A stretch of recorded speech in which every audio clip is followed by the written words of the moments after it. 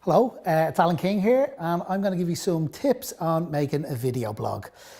Don't be scared about making a video blog. The whole idea is to have fun, get your ideas across, and hopefully provide a piece of film that people will find entertaining and also informative. So I suppose the first practical thing is, where are you going to set up and where are you going to put up your camera? So as you can see here, I've got a nice neutral background. I've got plenty of light because I'm sitting towards a window, and I'm doing it in the middle of the day, so there is plenty of natural light. Try and not make it too dark, and try and find a nice quiet spot that you won't be disturbed. Yeah, this may be difficult if you're recording something at home. When you're shooting on film, you've got infinite possibilities. You can cut, you can edit.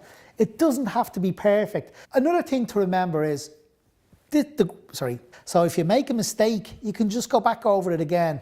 Not only is your light and your framing really important, but it's really important that you get good sound. So if you can afford a microphone, that's great, but if you can't, you'll be relying on the microphone that comes with your camera.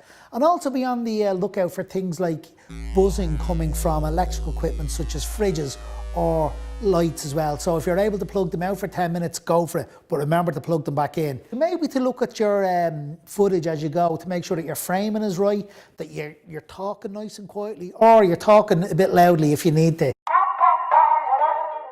Do your research and make sure you have all your facts correct. The names of the actors, the venue, where the performances are on. Write your script down, take some notes, have it all there in front of you.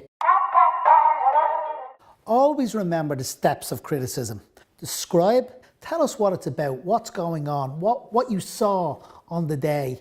Analyse. You want to investigate, what was the director, what was the writer trying to do with this play, and then judgment. Was it successful? What was your opinion on the piece? So you may talk about particular aspects of the production. You may focus on the politics of the production. And when you've put all that together, we want to hear, what was your personal judgment on this piece?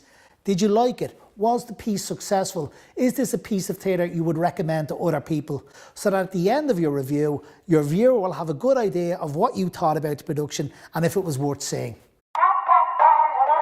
One thing that's really, really important is that your own personality is coming through on the video. We want to get a sense of who this person is, because I think that personal connection is really, really important. You'll start to develop maybe your own style of how you present. Look at who else is making video blogs. People I particularly like are Andrew, who are two New York based performance artists. So they do their reviews very much in character. They're kind of entertaining, but they also give really, really good analysis. Another favourite of mine is Ian Loves Theatre, who's on YouTube, and he gives very in-depth and insightful reviews on Broadway shows. Over the years, some of our young critics have made videos, and these are available to see on our video blog. The important thing is, give it a go, try it out, find your old style. They won't be perfect first time around, but the more you do them, the better you'll get, and the more your viewers will enjoy them. So best of luck.